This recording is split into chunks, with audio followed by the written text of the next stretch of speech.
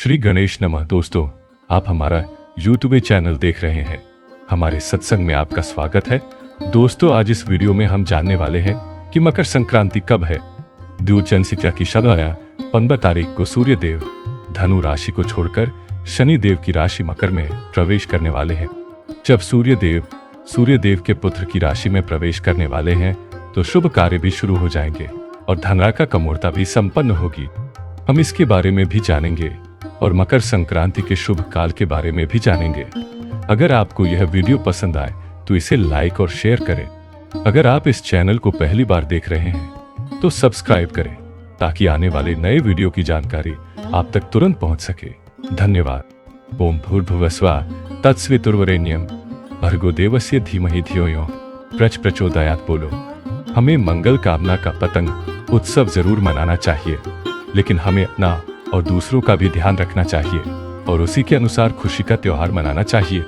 मकर संक्रांति हर साल 16 जनवरी को मनाई जाती है। जब सूर्य देव धनु राशि को छोड़कर मकर राशि में प्रवेश करते हैं तो उत्तरायण का त्योहार मनाया जाता है, जिसे खिचड़ी का त्योहार भी कहते हैं।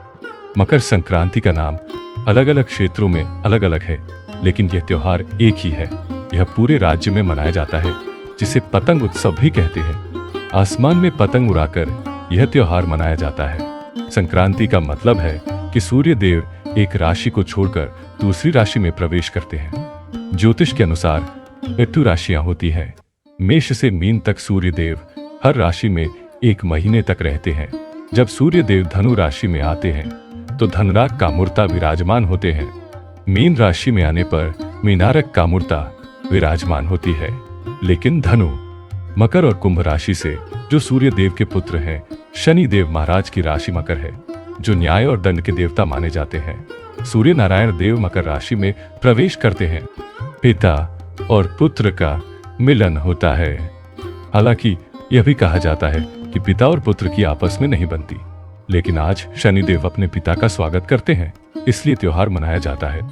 सभी देवी देवता भी खुश होते हैं और चाहते हैं कि शनि देव और सूर्य देव अच्छा करें ताकि अच्छे काम हो और शुभ काम हो। इसलिए आज से शुभ काम शुरू हो जाते हैं। जब सूर्य देव धनु राशि से मकर राशि में प्रवेश करते हैं तो एक पुण्य काल भी होता है, जिसमें दान और पुण्य का बहुत महत्व होता है। बुधवार 17 जनवरी 3 को सूर्य नारायण देव दोपहर की दोपहर 30 मिनट के आसपास मकर राशि में प्रवेश करने जा रहे हैं। 17 जनवरी दूरचंद्र को जब सूर्य मकर संक्रांति में प्रवेश करेंगे, उस समय को पुण्य काल कहा जाता है। तब हम जो भी काम करेंगे, जो भी शुभ काम करेंगे, उसका हमें अनंत फल मिलेगा। यह पुण्य का समय है। यह दोपहर 8 PM से शाम 4 PM तक है। इसके अलावा पुण्य का भी एक महाकाल है। यह दोपहर 8 बजे से शाम 5 बजे तक है। पुण्य के इस महान समय में स्नान, दान और जप का बहुत महत्व है। पुण्य का समय लगभग 2 घंटे 2 मिनट का होगा। मकर संक्रांति पर हम जो भी स्नान या दान करते हैं, उसका कई गुना फल मिलता है। अगर हम पूरे साल पवित्र तीर्थों पर जाकर स्नान नहीं कर सकते हैं, तो मकर संक्रांति के दिन किया गया स्नान हमें पूरे साल का पुण्य देगा। और अगर हम तीर्थों पर नहीं जा सकते हैं, तो अभी घर पर स्नान करना बेहतर है। इसलिए हमें तीर्थों पर जाने के बजाय पवित्र जल का स्मरण करके घर पर ही स्नान करना चाहिए। सुबह हम ब्रह्म मुहूर्त में भी स्नान कर सकते हैं, यानी ब्रह्म मुहूर्त का समय सुबह 10 से 4। इस दौरान स्नान किया जाता है, जप किया जाता है और सूर्य नारायण देव को अर्घ्य दिया जाता है। सूर्य पूजा की जाती है। गायत्री मंत्र का जाप किया जा सकता है या महामृत्युंजय मंत्र का जाप किया जा सकता है। वैसे यह मकर संक्रांति का त्योहार पूरे देश में मनाया जाएगा। खासकर जब हम पतंगों का त्योहार मनाएं तो ध्यान रखें कि कोई पक्षियों को नुकसान न पहुंचाए, क्योंकि मजे करते हुए हम दुख के हिस्सेदार बन जाते हैं और पाप के हिस्सेदार बन जाते हैं। इसलिए हमें यह सोचकर त्योहार मनाना चाहिए कि हम क्या करते हैं। हमें खुशी और आनंद में दूसरों के लिए शोक नहीं करना चाहिए। मकर संक्रांति के दिन सूर्य भगवान दक्षिणायन से उत्तरायण की ओर आते हैं, जिसे उत्तरायण सूर्य कहा जाता है, जो शुभ कामों के लिए बहुत पवित्र दिन माना जाता है। भगवान कृष्ण ने गीता में अर्जुन से कहा है कि साल में 6 महीने उत्तरायण और 6 महीने दक्षिणायन होते हैं। उत्तरायण सूर्य को रोशनी के दिन और दक्षिणायन सूर्य को अंधेरे के दिन कहा जाता है। यानी 6 महीने देवताओं का एक दिन और 6 महीने की रात होती है। इस हिसाब से जब सूर्य भगवान अस्त होने वाले होते हैं तो शुभ काम करना बहुत फायदेमंद माना जाता है। सभी ग्रह शुभ फल देते हैं। इन 6 महीनों को देवताओं का दिन कहा जाता है।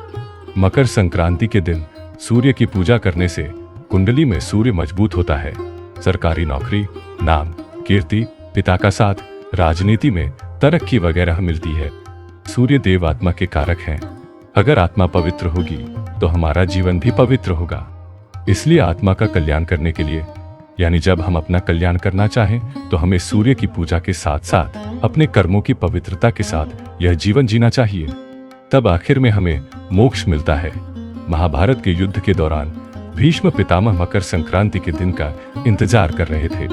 उन्होंने बाणों की पीड़ा इसलिए सहन की क्योंकि अगर वे मकर संक्रांति के दिन पुण्य काल में अपने प्राण त्यागते तो उन्हें मोक्ष मिल जाता। इसलिए उन्होंने बाणों की पीड़ा सहन की और आज ही के दिन भीष्म पितामह ने अपना शरीर छोड़ा और उनकी आत्मा भगवान कृष्ण में विलीन हो गई। यही इस मकर संक्रांति का दिन था। मकर संक्रांति के दौरान सब कुछ खाया और दान किया जाता है। मकर संक्रांति के दिन गुड़ और तिल खाए जाते हैं। गुड़ और तिल खाने से हमारे शरीर में नई स्फूर्ति आती है। अच्छी सेहत और सौभाग्य के साथ साथ हमें सूर्य नारायण देव की कृपा भी मिलती है। काले तिल और सफेद तिल खाए जाते हैं और आज गुड़ का दान भी किया जाता है। ममरा, लड्डू, अनाज, गर्म कपड़े वगैरह दान करना भी शुभ माना जाता है। पुण्य का फल मिलता है, पाप नष्ट होते हैं और पूरी संक्रांति का पुण्य मिलता है। हालांकि ऐसा कहा जाता है कि पूर्णिमा, अमावस्या, संक्रांति, दिवाली, जन्माष्टमी, रामनवमी वगैरह त्योहारों पर किए गए दान का कई गुना पुण्य मिलता है। इसलिए मकर संक्रांति का त्योहार ऐसा है कि आज भक्त भगवान सत्यनारायण की कथा भी पढ़ते हैं। यही मकर संक्रांति के त्योहार की महिमा है, जहां लोग दान के साथ साथ व्रत भी रखते हैं और पुण्य कमाते हैं। दोस्तों, उम्मीद है आपको यह वीडियो पसंद आया होगा। आज शनि देव को प्रसन्न करने के लिए आप शनि मंत्र का जाप कर सकते हैं। ओम नीलांजन समाभासम रविपुत्र यमाग्रज छाया मार्तंड समूतंतन नमामि शनैश्चरम। बोलो जय सूर्य नारायण देव, जय सूर्य नंदन, जय शनिदेव। दोस्तों, मेरी बात सुनने के लिए आप सभी का धन्यवाद। मेरी जय श्री कृष्ण।